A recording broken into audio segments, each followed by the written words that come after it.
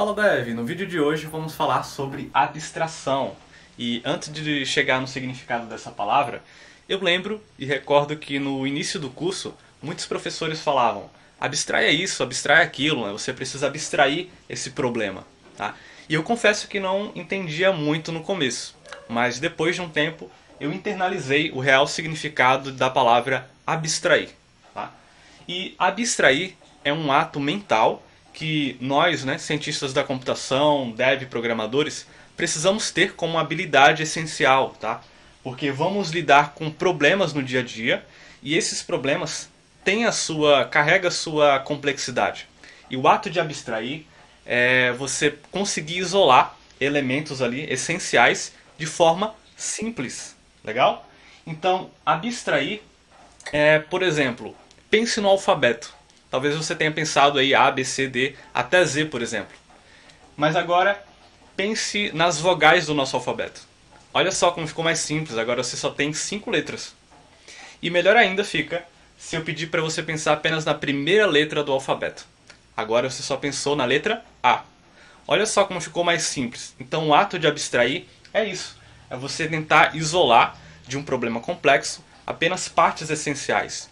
No começo, quando eu ia desenvolver algumas aplicações no curso, eu não conseguia pensar de forma separada a interface que iria interagir com o usuário da implementação real que ia fazer a lógica. Até que depois de um tempo, quando eu aprendi o significado de abstrair, eu consigo pensar de forma separada. E eu não me importo muito agora com a interface, seja ela com botões ali, aquela parte gráfica, ou via terminal mesmo. Eu só penso agora na implementação real e depois eu implemento a interface. Então, no vídeo de hoje, vamos desenvolver aquele famoso jogo Tic-Tac-Toe. Para quem recorda aí, é aquele conhecido jogo da velha, né? Quando éramos crianças, pegávamos ali uma folha de papel e fazia aqui 4 traços e brincávamos ali com outros colegas lá. Então, vamos praticar a abstração desenvolvendo aqui esse projeto em Python. Então, vem comigo e bora pro código. Então, pessoal, estamos aqui agora no VS Code para implementar o nosso projeto e vocês verem a sequência de como eu penso para resolver determinados problemas. Aqui temos um arquivo main.py em branco e vamos implementar o game Tic-Tac-Toe, mais conhecido como o jogo da velha, do absoluto zero. E eu quero que vocês acompanhem a linha de raciocínio da forma como eu penso para resolver, por exemplo, esse problema. Mas antes de colocar a mão na massa, eu quero aqui representar aqui o nosso tabuleiro em comentário mesmo, só para vocês acompanharem. Então temos aqui uma representação da primeira linha, por exemplo, do jogo da velha, correto? Eu vou apenas fazer aqui essas separações usando esses traços para ficar melhor ilustrado. Então, basicamente o jogo da velha vai ter esse formato aqui. É claro que eu estou deixando um pouco aleatório aqui os X e as bolinhas, mas só para vocês acompanharem o seguinte. O primeiro problema que eu atacaria nesse projeto seria pensar em como eu estruturaria, em como eu representaria esse tabuleiro, com 3 linhas e 3 colunas. No papel é fácil, a gente só desenha aqueles 4 riscos e está lá o nosso tabuleiro com 9 espaços. Inclusive eu vou chamar os espaços de casas, beleza? Então temos um tabuleiro aqui com 9 casas, correto? A casa 1, a casa 2, a casa 3 e finaliza aqui na casa 9, já que são 9 espaços. Então de que forma eu poderia utilizar uma linguagem de programação para representar uma estrutura semelhante a essa? Talvez você possa pensar aí em uma matriz, já que temos aqui essa representação bidimensional. Poderíamos, por exemplo, criar 3 listas representando cada linha e armazenar em uma lista mais genérica. E lembrando, não existe uma forma correta de solucionar determinados problemas, tá? Podem existir N formas e todos levarem ali para um mesmo resultado. Então, de que forma eu pensei para solucionar esse problema? São 9 espaços, que eu vou chamar de casas. Então, por que não representá-los através de uma lista simples, onde cada espaço vai ter ali, por exemplo, uma string vazia. Só conferir aqui. 1, 2, 3, 4, 5, 6, 7, 8, 9. Correto. Então temos aqui uma lista com 9 strings vazias para representar o nosso tabuleiro. E talvez você pense, né? Nossa, mas seria difícil de jogar nessa forma linear, né? Mas observe o seguinte, como eu disse, estamos abstraindo o problema. Essa forma de representar o tabuleiro não é para o usuário final, é para o próprio computador, para que ele possa gerenciar os valores que existem dentro do tabuleiro. A interface gráfica de interação com o usuário a gente vai deixar por último. Então, o problema que está sendo atacado aqui é a estrutura do jogo. E não tem o menor problema de representar com uma simples lista. E lembrando o que? A casa de número 1, como vamos trabalhar com listas, o índice é o índice de número 0. Vocês já devem estar carecas de saber que o primeiro elemento de uma lista tem como índice o índice de número 0 e não o índice de número 1. O índice 1 é o segundo elemento. Legal? Só para relembrar aí para vocês.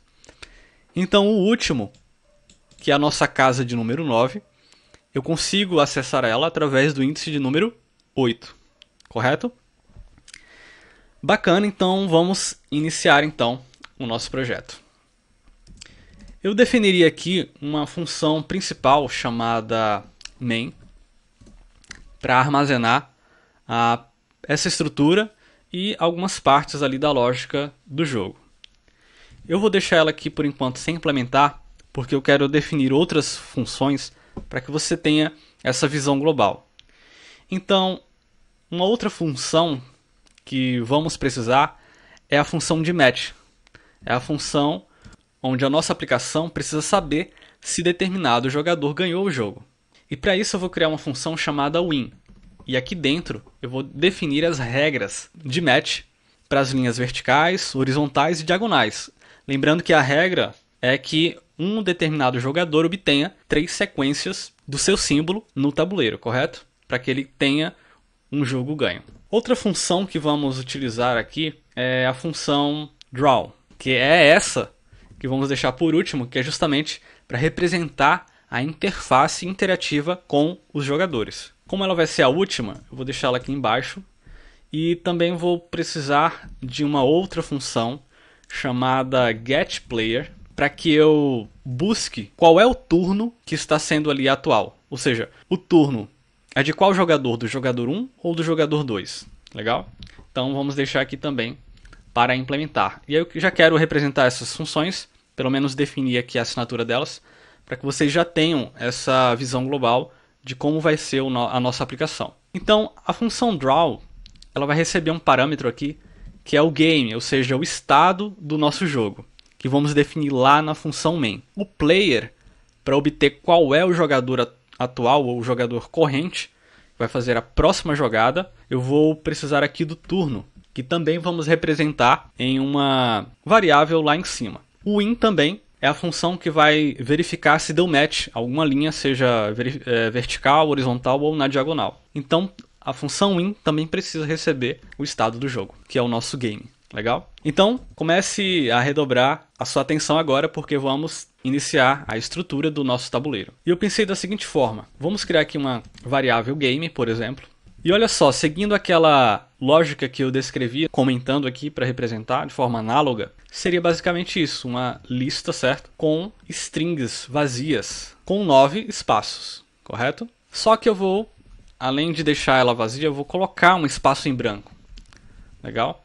E para ser substituído pelo X ou pela bolinha, que é o nosso O maiúsculo. Então, o nosso tabuleiro vai ser representado dessa forma aqui. São 9, 1, 2, 3, 4, 5, 6, 7, 8. 9 espaços em branco dentro de uma lista. Legal? Só que olha só, você pode utilizar também um macete aqui no Python, que é o seguinte. Essa mesma representação pode ser feita dessa forma aqui. Uma lista, uma string com um espaço vazio, e eu multiplico por quantas casas eu quero. No caso 9, porque 9 é a quantidade de casas que um tradicional jogo da velha tem. Então olha só, como fica um pouco mais simples, né? Mas tenha em mente que é aquela mesma estrutura. São 9 espaços em branco, dentro de uma lista. Legal? Agora, vamos definir o caractere que os jogadores vão utilizar. Por exemplo, eu vou definir aqui uma variável char e também dentro de uma lista colocar os caracteres que vão ser utilizados. Por exemplo, o nosso x e o nosso O maiúsculo. Então esses dois caracteres vão ser utilizados pelos jogadores. Nada demais até aqui, não é isso? Então acompanhe. Também vamos precisar daquela variável que vai servir de entrada ali na função getPlayer, que é o turno. Então vou descrever aqui como turn. E ela vai ser uma variável booleana. Então inicialmente ela vai começar como true. Legal? É apenas para definir, por exemplo, para diferenciar aqui qual é o jogador da vez, né? Se é o jogador número 1 ou o jogador número 2. E aqui eu escolhi representar com um valor verdade, porque o primeiro jogador, vamos supor, o player 1, vai ser representado pelo valor true. E o jogador 2 vai ser representado pelo valor false. E assim eu posso ir chaveando essa variável de acordo com os turnos. Agora, com o nosso tabuleiro definido, o que temos aqui? Vamos precisar criar aqui o chamado loop principal. Então declaramos dessa forma: while true. E enquanto isso for verdade, as coisas vão acontecer aqui dentro desse loop. Legal? E o que precisa acontecer nesse loop? O tabuleiro precisa ser desenhado, você concorda? Então vou chamar a nossa função draw, que é responsável por desenhar o nosso tabuleiro em tela, passando game, que é o estado do nosso jogo. Confere? Então game é o nosso estado do jogo e draw é a função que vai ser responsável por desenhar na tela, no nosso caso no próprio terminal, a representação desse tabuleiro. Em seguida, desenhado ali o tabuleiro, o que eu preciso? Eu preciso informar para o usuário qual é a vez, né? A vez de quem?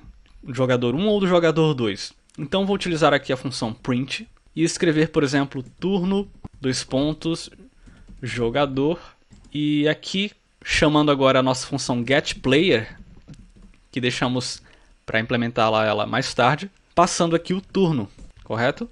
Só que qual é a questão aqui?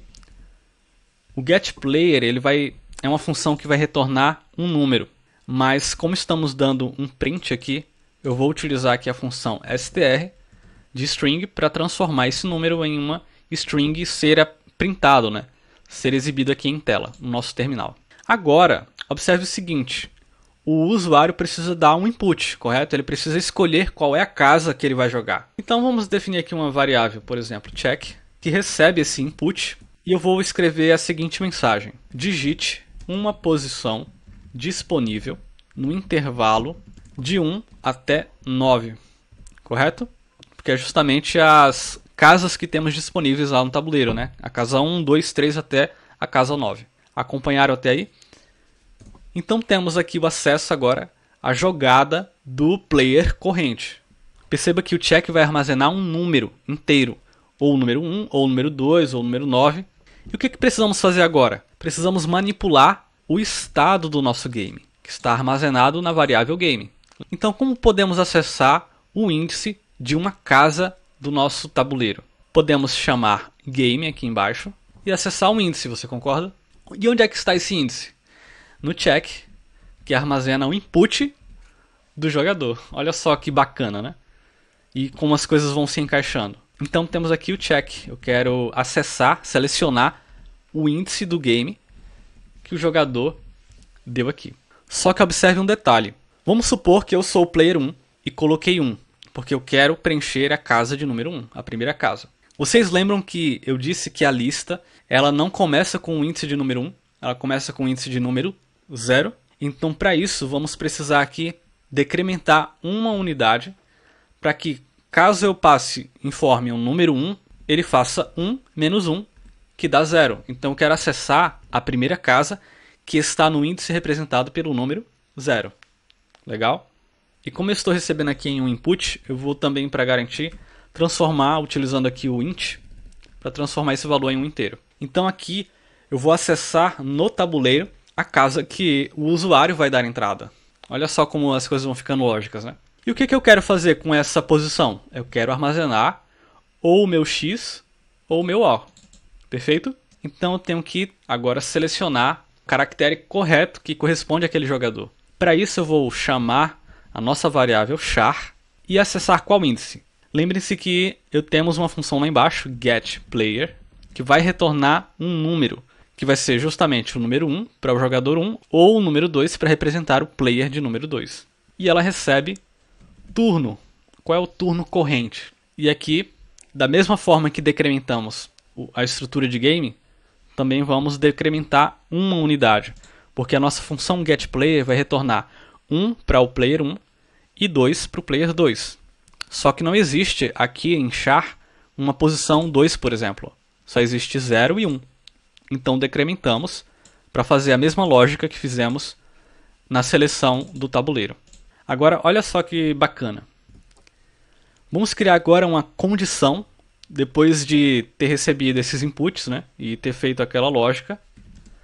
Se o in, que é a nossa função que vai fazer os matches, né, de verificar as linhas, as colunas e as diagonais, passando aqui o estado do jogo, ou seja, se alguém ganhou, seja lá quem foi, desenhe novamente o game na tela, porque eu quero visualizar a última jogada, e imprima que determinado jogador venceu.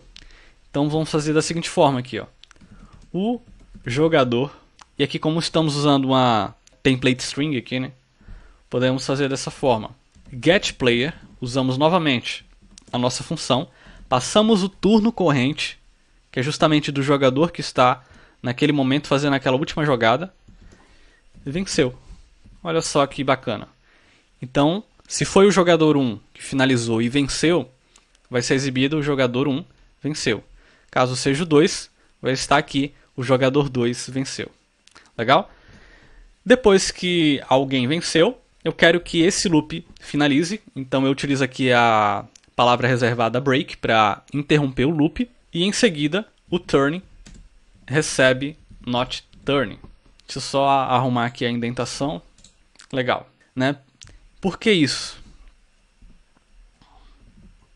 Por que esse chaveamento aqui? Porque aqui vamos trocar a vez do jogador.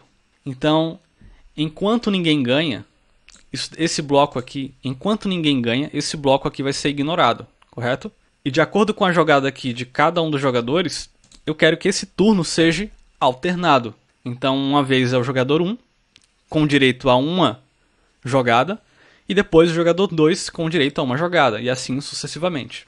Então olha só, montamos a nossa estrutura principal, pensando inicialmente em como representar o tabuleiro, os caracteres, né, que serão utilizados, inclusive você pode alterar esses caracteres aqui mais tarde, né, a seu gosto, e uma chave aqui, uma variável chave para fazer essa alternância do turno entre o jogador 1 e o jogador 2. Criamos aqui um loop principal, que é onde será executado a sequência correta aqui do nosso game, né? Então, enquanto ninguém ganha, os turnos vão se alternando e os jogadores vão escolhendo as casas. Criamos aqui a função draw para representar o nosso tabuleiro em tela. E aqui alguns prints, né, e entradas que os jogadores vão fazer. E a lógica, a regra de negócio aqui, para manipular o tabuleiro. E agora, vamos partir para as outras funcionalidades. Indo agora para a nossa função win, é aqui onde vamos fazer os matches. Os matches vai ser o quê?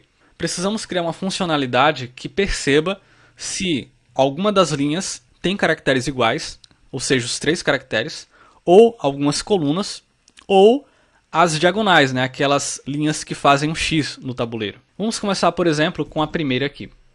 Ficaria mais ou menos o seguinte. Se game 0 igual a game 1 e game 1 igual a game 2. E agora eu já vou te explicar o que vai acontecer aqui. O que eu quero verificar? Eu quero verificar se na primeira linha do nosso tabuleiro, lembrem que começa com índice 0, correto? Então eu quero checar se a primeira casa é igual à segunda casa, com índice 1. E se, ao mesmo tempo, olha só o AND, a casa de índice 1 é igual à casa de índice 2. Se isso for satisfeito, significa que a primeira linha tem os 3 caracteres iguais. Só que observe o seguinte, são espaços vazios inicialmente. Então, as nossas linhas lá no tabuleiro já estão dando match. Como é que podemos tratar isso?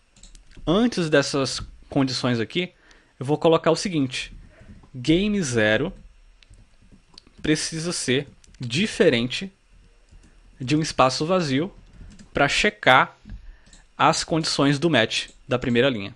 Tá? É só por conta que definimos aqui que ele começa com um espaço vazio, senão sempre que eu iniciar o jogo, isso já ia praticamente finalizar o jogo. Tá? Então olha só, já temos a condição aqui da primeira linha. E o que precisamos fazer? Fazer mais linhas e depois verificar as colunas e as diagonais. Tá? Então eu vou acelerar o vídeo e já já eu comento um pouco sobre essa parte.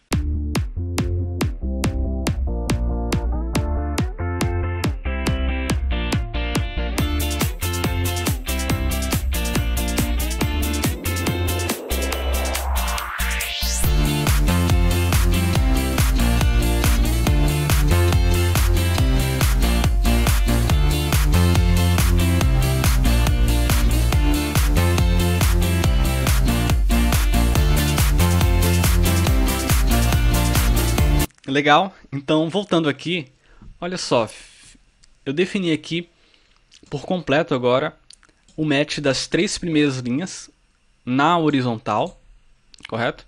Então aqui eu estou comparando se os valores são iguais. Fiz também um match das linhas verticais, ou seja, as colunas, a primeira, a segunda e a terceira coluna. E na diagonal, lembrando que na diagonal também é possível vencer no tic-tac-toe, correto?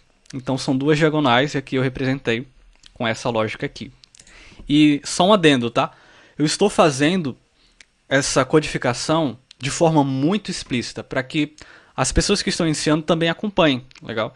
E isso é bom porque você também, se você tem um pouco mais de experiência, você vai poder refatorar esse código depois e tentar melhorar, né?